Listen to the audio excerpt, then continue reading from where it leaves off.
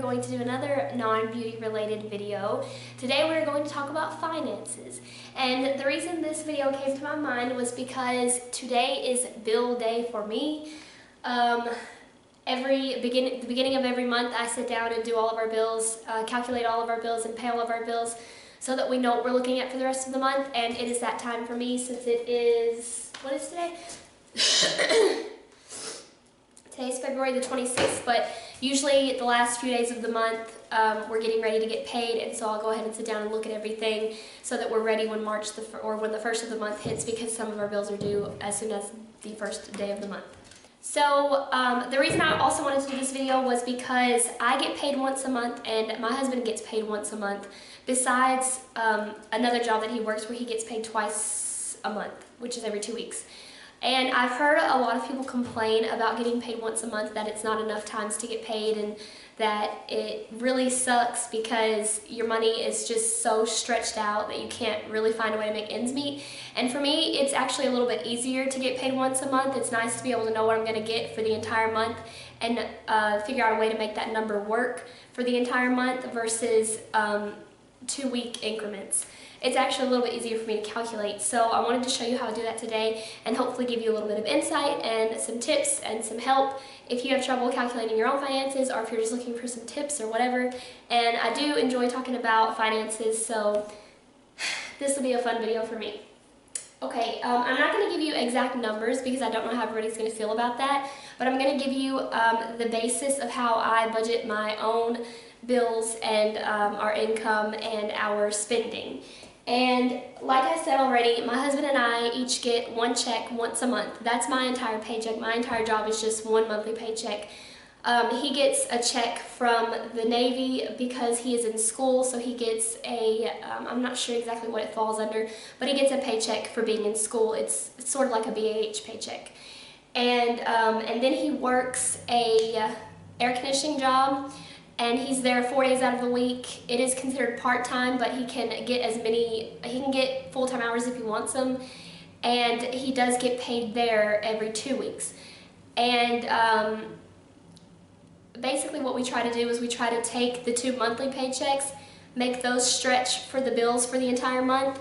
That way anything that he gets paid at his other job will be extra income, and we can use that to pay off a credit card or to save in a savings account or something like that. That's our goal. One other portion of payment that we get each month is a rent check from our house that we own in Virginia. We have it up for rent and we have someone living there, so we get a rent check from them each month, and I pay our mortgage to that house out of that paycheck, so we're only left over with a few $100s out of that. And of course that also goes into the pile of paying the bills and all of that. Generally the idea is to save that money right off the bat without even looking at it, but lately things have been a little bit tight, so we've been using it to pay some of our bills with. So that is our income, and now I'm going to show you how I add all of that up and divide that out throughout the month. Okay, the first tool that I'm going to show you is a planner. This is my favorite way to budget our bills now. I've always written them on a calendar. At one point I did a desk calendar and wrote all of our bills on that. When we moved into the camper, I bought a little booklet like this because it would have been easier to keep up with in such a small space. And since we moved out of our camper, I still really enjoy this book because I can carry it with me. I can write down my work hours and keep up with that and figure out my payment that way, and everything money oriented goes in here very nicely.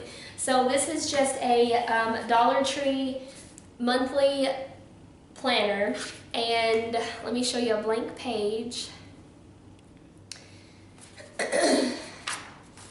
So like for the month of June, you know what a monthly planner looks like. So you have June and you have all of your weeks across here. And what I like to do is write in the names of the bills on the dates that they're due, with the amount of course. And the reason I do that is because if I find that our money is really tight that month, then I can go ahead and pay what needs to be paid at the earliest of the month, and then as we collect his paychecks or any other kind of income along the month, we can put that towards bills that are due later in the month. And that's the easiest way that it works out for me.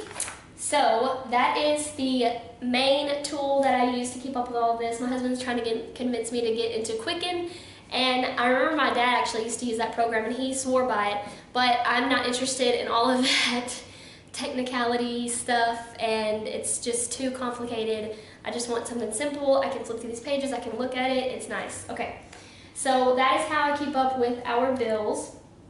On a blank date, like how you have Sunday starts here, but the new month doesn't start till the 1st over here on Friday. So on one of these days before the 1st, or sometimes on the 1st if I have to, I will fill in out all of our envelope budgets, is what I'm going to call them. So I get the envelope budget idea from Dave Ramsey. We read quite a few of his books when we first got married. We were really interested in trying to find ways to save money and all of that stuff, so we got really into finances. We read a few Dave Ramsey books. It changed our lives forever, and that is where I get the envelope system from. So the envelope system is if you were to take cash money and stuff it into an envelope, for each category of spending that you do throughout 1 month, then you can only use what's in that envelope for that category. So if your categories were gas for your car, groceries, I'm trying to think what we use, toiletries, things like that, you would label one envelope gas, another envelope groceries, another envelope toiletries, and you would put the exact amount of money. Stop! And you would put the exact amount of money for that category within that one envelope, and then you spend it, and when it's spent, it's gone for the month. Okay, and another thing that I like to try to do, which is also based off Dave Ramsey, is create a $0 budget. And if you look up any of their videos, they'll probably talk about this in almost every single one you see. But the idea behind that is that you want to give every dollar a name.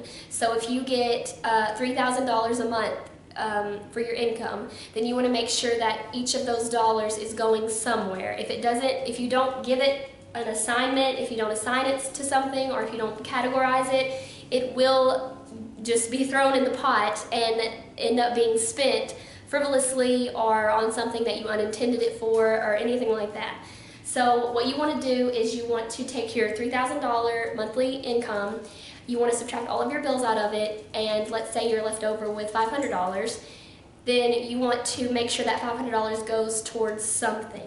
So it can go towards your gas or your groceries or recreation or anything like that. You can put it anywhere you want to, just make sure it goes somewhere. Ideally, you want to have a budget for savings each month and a budget for free spending each month. So I don't mean free spending like it's miscellaneous spending. I mean free spending like specifically for clothes, or specifically for eating out, or specifically for movies or going bowling or whatever you like to do. And the way that I decide what our money goes towards each month is I choose what things me and my husband enjoy doing the most. And what we enjoy doing the most is eating out. So I always budget an eating out budget, which is our recreation budget, but usually that all goes towards eating out. And if you enjoy going to the movies a lot, you should create a little bit of, like an envelope for your going to the movies. If you enjoy going skating or bowling or any other fun thing, or just shopping, then you should create an envelope for that category. Or if you feel that you need to replenish your clothes or actually purchase new clothes every so often throughout the year, you need to make sure that you're putting that in your budget as a bill. We don't purchase clothes because it's necessary. We purchase clothes because we enjoy it and it's fun, or we just want to go shopping. So I don't make that a necessity. Now when I have kids, I might make it a necessity, but for right now it's not. So I will, if I decide that I want to use cash for spending and I really want to go shopping, then at the beginning of whatever month it is, I'll say, okay, I want to go shopping this month and I want to spend this much money. So I'll make sure that I set that aside in the beginning of the month so that I can afford to go out throughout that month and shop. The same goes for any other category that you're interested in spending money in, and the same goes for our recreation category, which is basically our eating out category.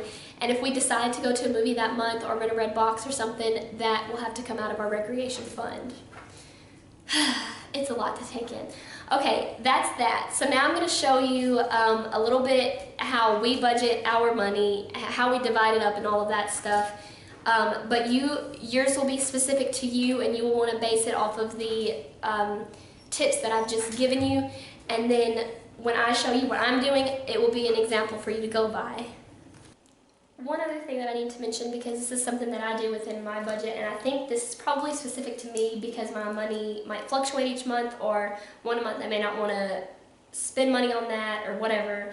So one thing that I do is in this notes section right here, I will write down all the things that need to be paid or need to be taken care of that I want to get taken care of, but are not so necessary. They're not a bill, they're not so necessary that they have to be done right then. So like if we need an oil change or something worked on our car, or if we want to go to the dentist. Well, I don't have any dental insurance, so I have to pay out of pocket. So if I want to go to the dentist, I have to make, like write this over here that I'm going to have to spend such and such amount at the dentist.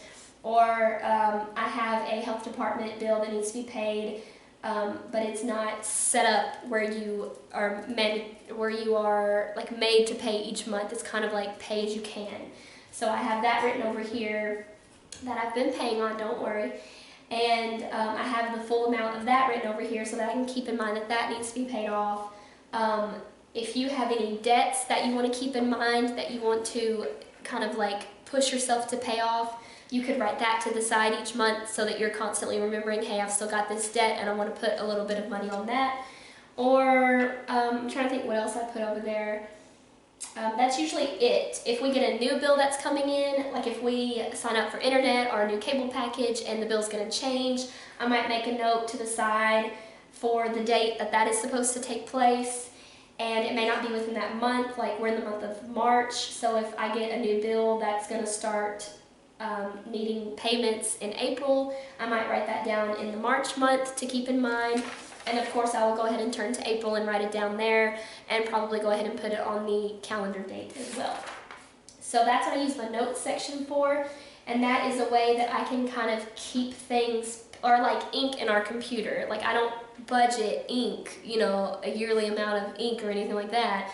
So if or stamps or something. So if I say, hey, we're out of stamps, hey, we're out of computer printer ink, then I'll write that down on my new month's budget, even if it's the middle of the month. If I don't have actual cash to pay for it in the middle of that month, I'll go ahead and write it down for the following month, so that when that new month gets there, I'll go ahead and set aside $30 for ink or $10 for stamps or something like that. And that is a way that helps me to keep up with household expenses that's not broken down by yearly payments or anything like that. If you go into the Dave Ramsey website or any other websites that have the little worksheets that you fill out for all of your expenses, sometimes it will ask you to calculate like a yearly expense on your car or a yearly expense on your household items. I don't do that because I don't have the same yearly expense on a car or on my house or anything like that. So if something's broken on the house or something's broken on the car, I will just write it down to the side and give myself an estimate of what it's going to cost, and then decide how I want to pay for it from there. And I'll write that down to the side so that I'll keep in mind that needs to be something that needs to be taken care of pretty soon. That is something that is very helpful for me, and I hope that helps you out, because that makes all the difference sometimes, because like I said, we don't know what's going to go wrong with our house or what's going to go wrong with our car, besides needing an oil change or tire rotations or something like that. You can't guess what's going to go wrong with it, so it's kind of hard to plan a yearly expense for it, and that helps me out a lot. So what I do is I will look at the money, the dollar amount that we have in our account for that month. Mine fluctuates. His fluctuates, but not his Navy pay. That stays the same. So I will add up what we have in our account cash-wise, and I will subtract all of our bills first. Then I will go in and subtract our envelope system, and then I will see what money I have left over to play around with. Whatever money I have left over, ideally would go straight to savings or straight to paying off a credit card or any other debt that we have. But if I have any notes on the side of my calendar for a car repair or a household item or stamps or computer ink, then I will go ahead and start subtracting that out of my leftover money to see how much I can pay for before that money goes to the savings or anything like that. Now, when we were in the Navy and when we were living in our camper living in California, we did specifically save money each paycheck that he got. He got paid twice a month. So we took $200 out of the top of each paycheck that he got and put it straight into savings. We haven't been doing that since we've been moved home. So for over a year now, we haven't been consistently putting money in our savings account, but we're going to try to start. However, we're not going to budget for it. We're just going to pay all of our bills, see what we have left over, and then take whatever's left and put that in our savings account. And once we get so much money saved up, we're going to turn around and throw it on debt. And the reason we're going to do that way is because we find that we don't touch our savings account. If we start saving money and we get a good amount of money in our savings account, we won't touch it. And we find it's not even something that we have to think about. We just know that money's in there, we don't want it to go anywhere, so we don't want to touch it. And we will find ways to pay for things, or bumps in the roads and things like that, without having to touch that savings, and it's always worked in the past. However, with a credit card, we're quick to put money on a credit card, to spend money on a credit card.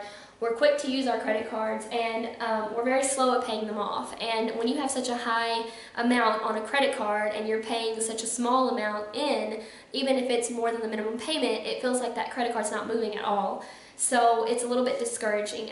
So if we can save up $2,000 to $3,000 in our account and then just throw it on a car payment or a credit card or something like that, it's much more victorious, and it feels a lot better to do it that way than to just slowly put $50 here, $100 there on a big credit card amount. So that's what we're going to start doing, and maybe that will help you as well. So that's why we want to start saving money, because we want to have a little bit of money saved up for emergencies, maybe $1,000, and then anything that we save beyond that, we're going to accumulate until we get a significant amount, and then we're just going to throw it on a credit card or throw it on one of our car payments or something like that, because what we really want to do is get everything paid off. Every credit card, every car, everything except for our house we want paid off. I mean, there's no reason to have payments on anything really. You can always save your money instead of putting it on a payment, and you're going to save money and interest that way, and you're going to save yourself a headache. So we really want to get everything paid off, and then that will free up so much more income. It'll be like a raise, an immediate raise, because it will be so much more for your income. And I find that if you live like that, you don't have to make a lot of money every year. You can live off of a low salary if you spend your money correctly. So that's what we're trying to get. That's the goal that we're trying to reach. We have not ever been like that. Like when we first got married, we already had credit card debt. Of course, now we have more credit card debt, but we've never been at a stage like that in our life. So that's what we want to do very desperately. And of course, we've been working on it for 4 years because we backslide, but we do get back into it each time.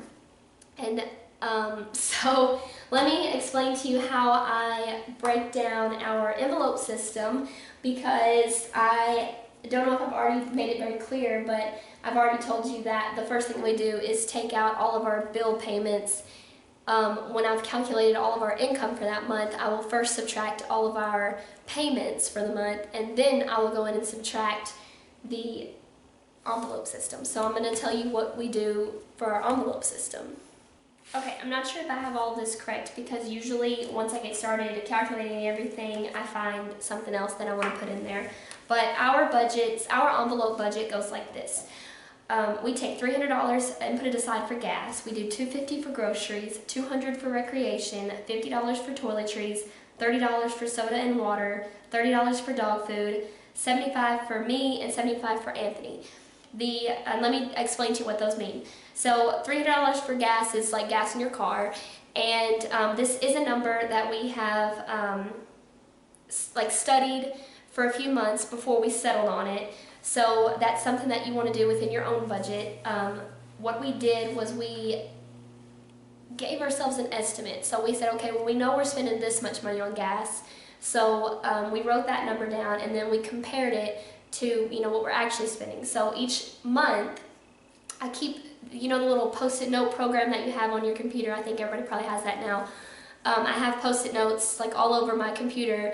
One keeps up with all of our bills that are coming out, one keeps up with all of our debt that we have, and then I have several ones that keep up with the amount of money that we're spending out of our envelopes. So instead of putting cash in an envelope, I just do it by numbers. I just subtract what we've spent out of the original budget, and then I know how much we have left over. So at the beginning of the month, we have $300 for gas. Each time one of us puts gas in the car, I have to keep that number and then go and subtract it off my computer so that I make sure that we are not spending more than $300. If we are spending more than $300 and we're just driving to work and running errands and things like that, then I'll know that I need to up my budget. If we are spending more than $300 and we're doing a lot of joyriding or traveling or a lot of unnecessary driving, then that's one of the ways that we can cut back spending money in our budget. So $250 for groceries is a good number for us. I think it started out as $150 and it grew because I found that we were buying a little bit more groceries than I thought we were. Groceries is something that you can save money on if you're strict on yourself, but I do believe it's also something that you should splurge a little bit on, especially if you're going to restrict yourself to not eating out. I don't think that like sitting in your house with rice and beans is fun, so I believe you should put a little bit of money in your grocery budget. However, you don't have to, have steak for dinner every night. You don't have to have every single form of Nabisco cookie in the world and things like that. You can find ways to cut back. One of the things that I've thought of doing is making our snacks from like box cakes and box desserts as opposed to packaged processed Little Debbie's, because Little Debbie's are expensive, and I'm pretty sure that a box cake will be a lot cheaper form of a dessert than a Little Debbie box. So that's one of the things that I've wanted to start doing, was never buy box cakes again, or not box cakes, but never buy Little Debbie's and cookies and things like that again, and just make them at home, not from scratch, but from like the packages that you get from the grocery store, because they're just cheaper. You get so much more dessert and they're cheaper and they'll last you longer. And I thought about making one dessert every 2-3 days and letting us snack on that for a little while until it runs out, and then move on to the next dessert. I haven't started doing that yet, but that's a good idea to keep in mind. So that's one of the ways that you can cut back on your groceries. Another way you can cut back on is buying,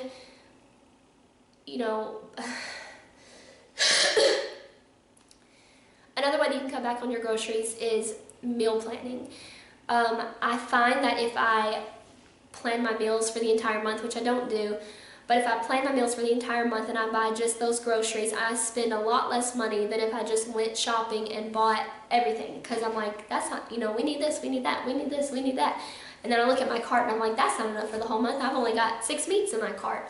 But if you plan it out according to the, to the calendar, according to each meal that you're going to eat that day, you'll save a lot of money, you'll find. When I do a monthly meal plan, I only plan my dinners. And then for lunch and breakfast, I just buy a few lunch foods and breakfast foods from the grocery store. So I'll always make sure that we have sandwich meat, we always have bread. And there are a few staple items that I do make sure we always have that I don't meal plan. So, we always keep butter and cereals and bread and sandwich meat and pizza, frozen pizzas, and like essential things. But for dinners, I would plan and in the past, because I'm not doing it now, I would plan dinner meals, and then that always included 1 meat and 2 sides, and the 2 sides would be a vegetable and a starch. So I only had to buy so much starches and so many canned vegetables and things like that. And I found that Save-A-Lot is, still the cheapest store for me to shop at. Some brands at Cash, like if you go to Cash Saver and you want to get some of the name brand foods, I think Cash Saver is going to be the cheapest option. I do not shop at Walmart anymore. I cannot stand to go to Walmart to get groceries. They are overly expensive. They are so expensive. And they do have pretty good prices on all of their food, but you just can't grocery shop there. If you were to pile up your cart and walk out the door, you could easily spend $200, and I can't afford that. So I'll go to Save-A-Lot and get my cans there, and pretty much everything else, I get everything there. If I have a name brand item that I want, I'll go to Cash Saver or I'll go to Walmart. And if any of you are watching this video that are not from around here, I apologize if you don't know what Save-A-Lot or Cash Saver is. They're just knockoff stores. Okay, so right now though, I'm not meal planning, I'm guessing in my head. So I know that we eat a starch and a vegetable every night for dinner and a meat. So I will go to the meat section and I'll buy several meats that I think that we'll eat. And then I get our same old canned foods because we always eat the same canned foods, and I'll get the same old starch items because we always eat the same starch items, like instant mashed potatoes, macaroni and cheese, canned potatoes, things like that. Red potatoes, we like to make red potatoes too, like fried potatoes. So I already know what we're eating, so I know what to get at the grocery store. But for your own budget, it's just something that you have to monitor. You have to watch what you're doing and what your household is doing, and then figure out ways, or just observe what you're doing, and then, you know, keep that in mind for future purchases or something. I think there was something else I was going to say about groceries really quickly, but I forgot what it was. I don't know what I was going to say, but so groceries is another category that you could very easily overspend money. It's very easy to do that, and I think that everyone is entitled to have a nice house full of groceries because, like I said, that just makes you feel good to come home with you know, like fresh groceries, and to have so many options of things to eat in the cabinet. Everyone's entitled to that. Everyone should have that. But it is a category where you could very easily overspend money, and just ridiculous. I mean, you don't need enough food to feed a village in your refrigerator for 1 month, you know. And there are ways to cut back. Like, we try not to overeat. We try not to, I try not to make too much for dinner. If I make too much for dinner, I'll put it in the refrigerator and save it as a leftover. There's just no sense in, like, gorging on food because it's wasteful. Like, if you're full, you don't need to keep eating because that's food that you could eat at another time and you could have saved yourself more money. So that's one thing that can go wrong. But you know, like snacks. I mean, I'll eat snacks till my heart's desire, but I try to stretch it out. I'm not gonna eat a box of cookies today, a box of cookies tomorrow. And that is a really good thing to think about when you have kids, because I know kids are like that. And I know some parents, you know, don't think twice about it, and then just, you know, their kids can eat whatever they want, and that's not a big deal. But I had a brother growing up who would eat a lot of junk food around the house, and he would eat it so fast, neither one of us got a chance to get to it. And that's just not necessary. So if you're buying a lot of snacks for your children and you find that they're eating them way too fast, like just abnormally fast, to me that's wasteful, not because they shouldn't be able to eat it, but just because it doesn't get to go around to everyone. Not everyone gets to have a chance to have it, and it is purchased for everyone in the house. And I keep thinking of that picture that I'm sure everybody has seen on Facebook where the refrigerator is full of food, and above the refrigerator is like stacked with cookies and junk food. And the meme is something about food stamps, or middle class versus, what is it? Middle class versus lower class, or something like that, about how people with food stamps can fill up their refrigerator and people who work hard can't. But the reason it comes to mind is because the refrigerator is full of nothing but junk food, like nothing but, no real food. It's all processed frozen foods or refrigerated foods, or just a bunch of snack food. Like, it's not real food. And that is unnecessary, and that is overspending, because those foods cost so much more money than if you were to just make something, you know? Like, that would cost so much more than just making spaghetti or something like that. So you want to keep those things in mind when you're shopping and when you're planning your meals, and you want to make sure that you're not just gorging, you know? I don't know how many people really do that, but you should limit your snacks and, like, limit yourself to an extent so that you can make it stretch for the entire month, and you can really make your dollar stretch too. And there was one more thing I was going to say. Another way to overspend on groceries, which kind of ties into that, is just buying too much food that you're not going to eat. Like, how many times do you go grocery shopping and eat all of your food, and you're like, oh my gosh, I don't have anything else in this house to eat. There's nothing to eat. Nothing sounds good. I don't want any of this food, but your cabinets are still full of food. It's just full of food that you don't want.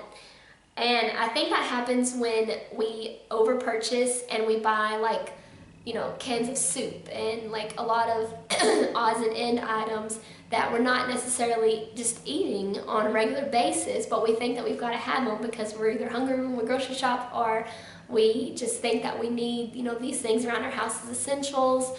Like things like leftover pasta, maybe jars of Alfredo sauce or jars of spaghetti sauce, or like just random things that you don't really think to put it together, but you just have all this random stuff and you don't know what to do with it. That is where meal planning will really come in handy for you, because you will only purchase what you need for those specific meals and you won't have a lot of extra stuff lying around the house. And the times that we have had situations like that, I will go into our cabinets and search for what we like, take inventory basically. I'll look in our freezer, our refrigerator, and our cabinets, and I will make meals out of what we already have. And then if I can come up with a meal with only being able to purchase 1 or 2 more ingredients, then I will create a meal for that item, and that will help me save on my grocery budget, because you can really make those leftover groceries stretch. And it will save you money because you'll already have some of those ingredients at home. And I have found that when I've done that, I have a lot fewer days of meal planning than I thought that I would, and I have a lot more food in my cabinet than I thought. So that's very helpful when it comes to meal planning and grocery shopping. And I think we're done with grocery shopping. There's so much to talk about because it's so easy to overspend, and again, it's so easy to save money there too. And the next thing that I budget for is a $200 recreation. Recreation is broad. For us, we enjoy eating out, so that money basically goes to eating out, and I think I told you it was $200. And $200 is expensive. I don't think we should be eating $200 worth of money eating out, but we spend way, way, way more than that if we let ourselves. So I have capped it at $200, and even $200 is pretty tough because we would like to eat out every single day if we could, but that's just not ideal. So $200 a month puts us at about twice a week eating out, and that's still pretty strict for us because, like I said, when we have in the past several times in a row gone out to eat almost every single day in a row. So that's pretty strict to go from every day to 2 times a week.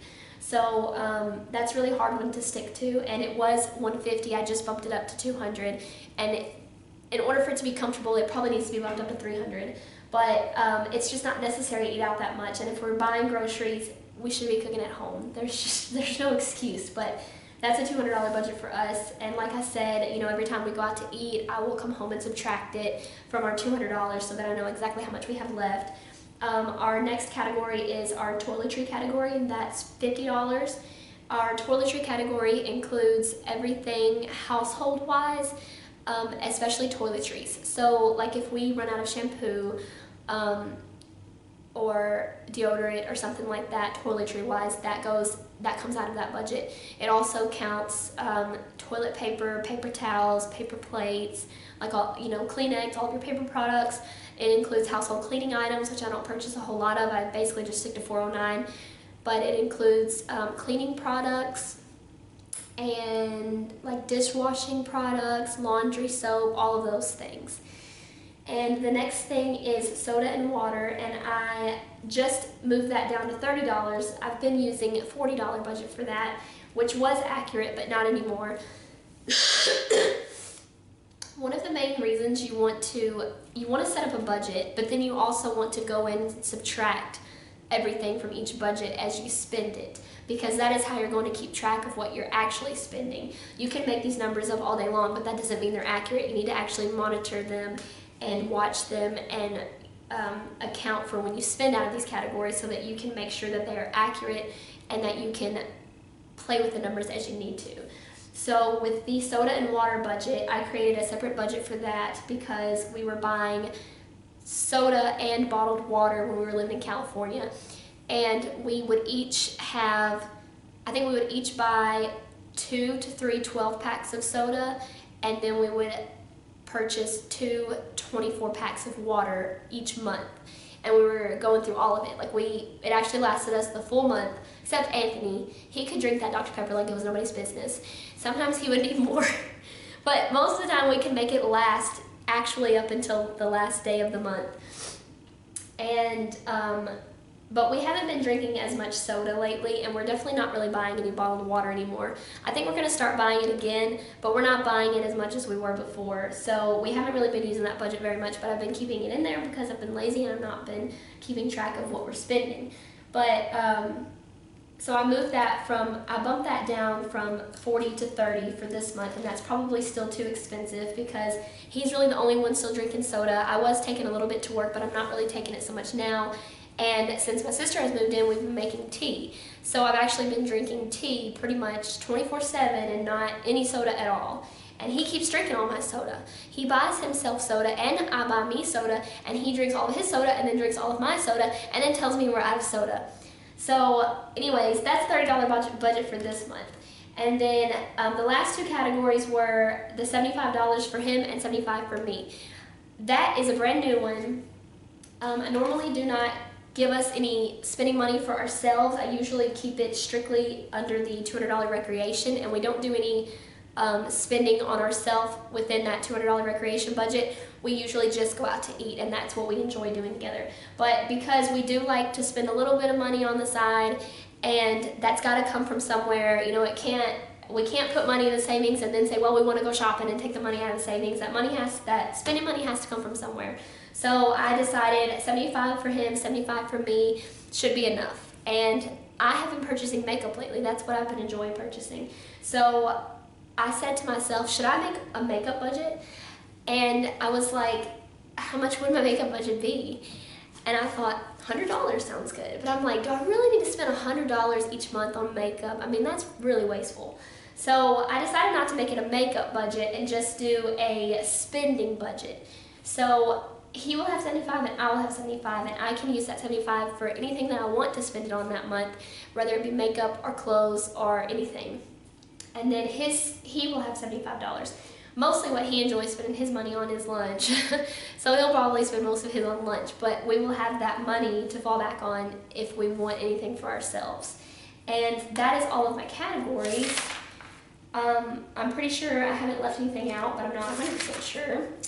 So, oh, did I mention dog food? I did not mention dog food. So I budget $30 a month for dog food, and that is because I noticed I wasn't budgeting for it at first because they run out of it at random times, but all of a sudden they really started eating one full bag each month. So I was like, okay, obviously we're buying a bag of dog food every month, let's write it down.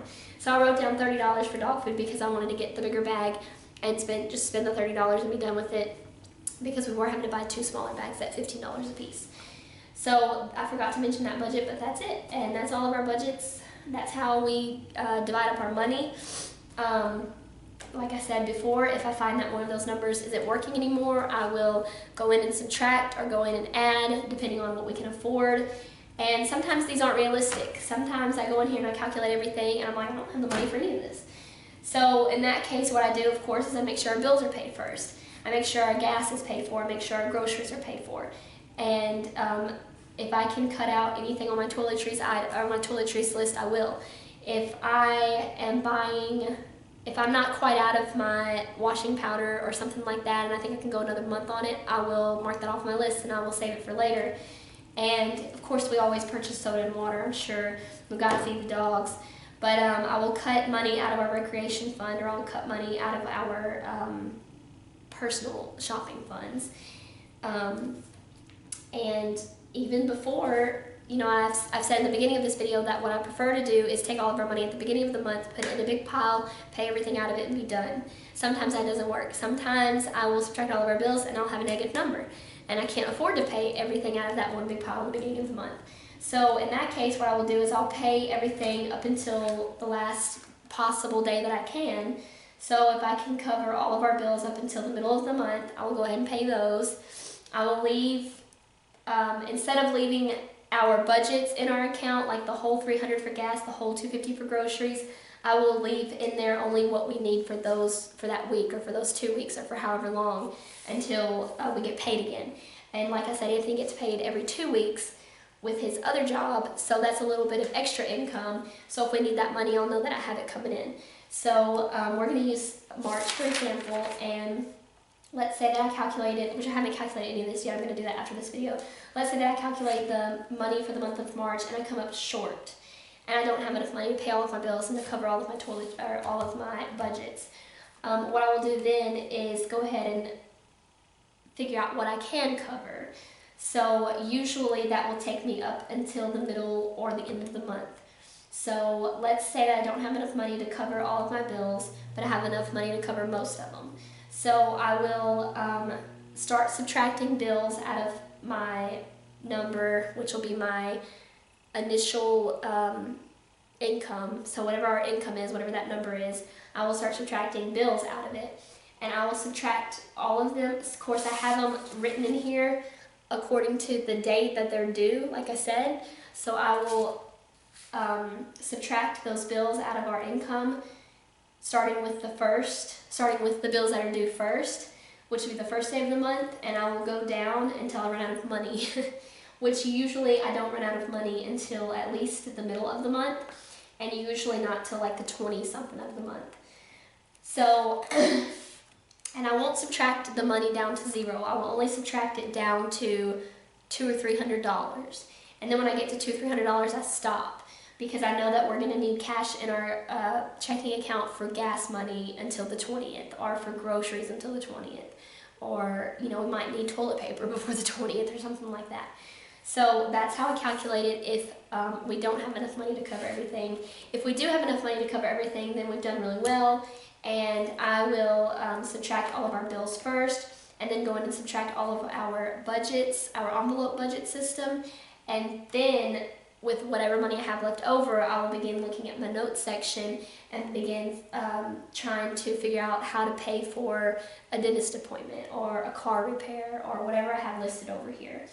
And then once that's done, or if there isn't anything that needs to be paid for in the notes section, then I will take all of the rest of the money and I'll talk to my husband, of course, and I'll say, okay, this is what we have left over. I've paid all of our bills.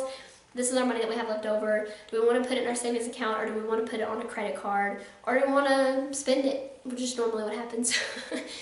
And we will talk about it, and we will say, okay, this is what we want to do with it. And a lot of the times we will make a decision and that money doesn't go anywhere and we still go out and spend it.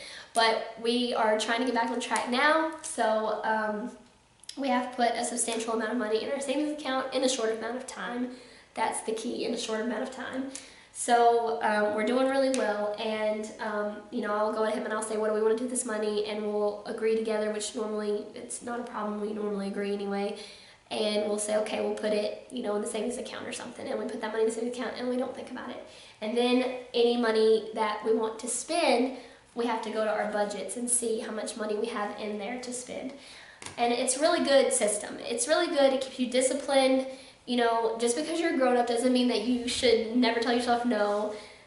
You have to discipline yourself as a grown-up, which is even harder than being disciplined as a child, because you want to make sure that you're doing the right thing, and you don't want to be wasteful. Money is something that's very easily wasted, and it's also very easily to be used as a gift, So money can be a blessing to others who need it, and, like a curse to people who are just frivolous with it, and I'm frivolous with it sometimes, but it can go either way, So you want to make sure that you're not just throwing away your money. You should also be giving your money. I haven't put that in our budget yet, but of course that's an important thing to do. You want to make sure you're giving, not because you're religious, but because you should be generous with your money. If you have more than others, you should be willing to share, and you don't have to give it from a religious standpoint. You could just give it to a charity that you're involved in or that you believe in or anything like that, because you want to be able to help people with you're blessed with it, and you want to be able to use it to bless others. So for me, sometimes keeping up with my money and making sure that I'm doing it correctly is a way of being a good servant to God, because he has given me the money, he has blessed me with it, and he has given it to me to manage, and it is up to me to manage it correctly and to manage it in a way that will reflect him, if that makes sense. So it's a very spiritual thing sometimes. But I hope this video wasn't too chit-chatty, and I hope that you could take something from it and learn from it. and it is just a chit-chatting video. It's just a lecture video. But I appreciate you so much for watching. I hope that you did enjoy it. I really enjoyed sitting there and talking to you about it. This is the first financial video that I've been able to put up on my channel, and I think I've covered everything that I've wanted to. I think I hit everything with this one video. So if you guys have any questions, or if you want a specific video geared towards a specific financial something or other, you can let me know, and I would be interested in recording it for you. But other than that, I think this has pretty much covered the general gist of everything. So I probably won't be doing another financial video for a while unless I come up with some other reason to, which I don't see why I would. But I think this hits everything for the most part, and I appreciate you watching. I hope you enjoyed it, and I'll be back next week, I think, with some beauty videos. So I'll talk to you guys later. Bye.